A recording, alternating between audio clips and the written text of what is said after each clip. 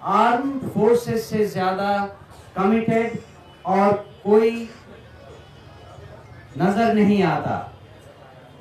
और lieutenant general SK Singh ने as vice chief of armed staff of Indian army के पद से होते हुए अपना कार्यभार समाप्त किया था। हमें इस बात से बेहद खुशी है कि उन्होंने करारी कॉन्स्टिट्यूएंसी को रिप्रेजेंट करना स्वीकार किया है। मैं उनसे रिक्वेस्ट करूंगा कि वो 2 शब्द अपने बारे में कहें। Lieutenant general SK Singh. Prashant ji से मेरी मुलाकात हुई और जिस तरह से ये काम बिहार में कर रहे हैं, हर बिहारी उसको फॉलो कर रहा है। और मैं भी बहुत ज़्यादा इम्प्रेस था उनसे कि वे और उनकी टीम गांव-गांव जाकर के पिछले 2.5-3 साल से मंथन कर रहे हैं और ऐसे कैंडिडेट्स के लिए खोज रहे हैं जो कि सचमुच में देश की सेवा करना चाहता हो, जिसकी छवि ठीक हो और उस तरह से, क्योंकि कैंडिडेट ही सब कुछ है, उसके साथ अपनी पार्टी में बनाकर बिहार के पॉलिटिक्स को अच्छा कर सके। ये जो उनका संकल्प और साधना है, ये मेरे को बहुत अच्छा लगा और दिल को भा गया। और दिल से मैं उनके हर प्रोग्राम को फॉलो करता था, देखता था।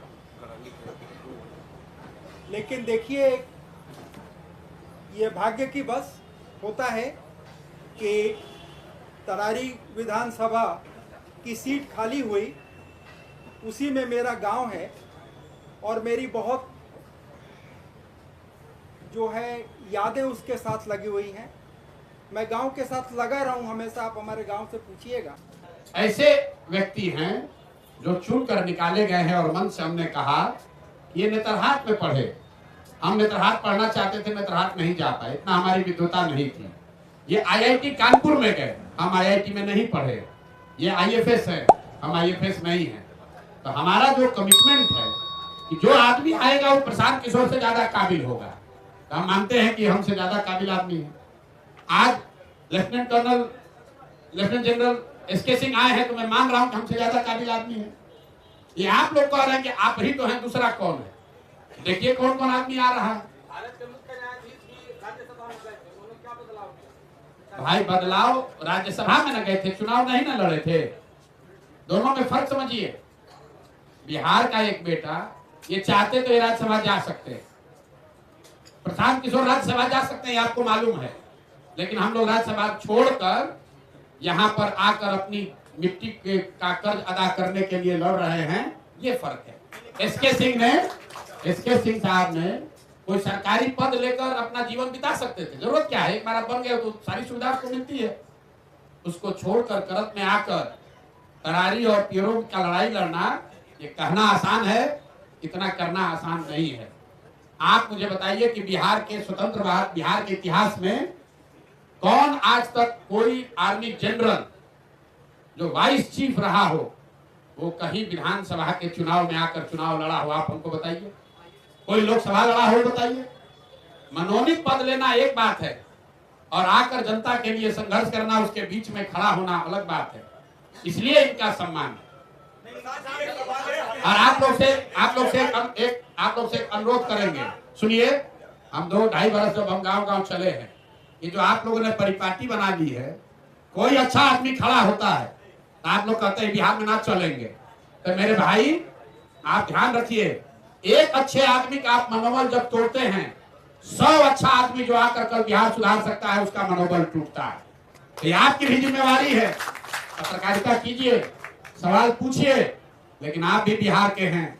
अगर कोई आदमी अपना सब कुछ छोड़कर, प्रशांत किशोर की बात छोड़िए, अगर सब कुछ छोड़कर 70 साल की उम्र में आकर करारी सुधारने का कोई प्रयास कर रहे हैं तो जज्बे को सलाम कीजिए।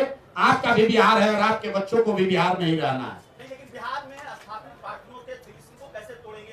अभी तो आप टूट रहा है कि नहीं टूट रहा है तो इतना तिलिस्म इतना कैमरा दिख क्यों रहा है? चुनाव के नतीजे तय करेंगे ना कि आपने तोड़ा तो बिल्कुल, तो भाई 23 तारीख तक इंतजार कर लो भाई, काहे घबरा रहे हो?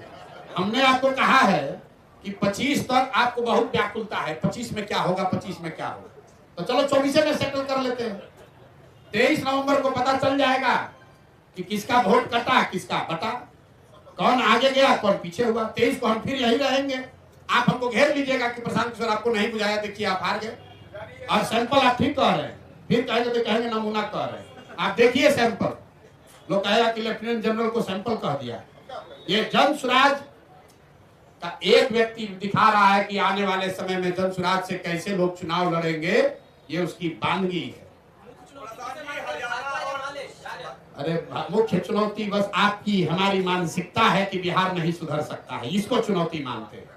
जिस दिन वो मानसिकता से निकल गए, आप सब चाहते हैं कि ऐसा आदमी जीत कर आए, लेकिन आपकी मुख्य चुनौती है कि आपको लग रहा है कि ना जीतना तो चाहिए, आदमी तो बढ़िया है, जीतेगा तब ना। उस मानसिकता से लड़ाई है।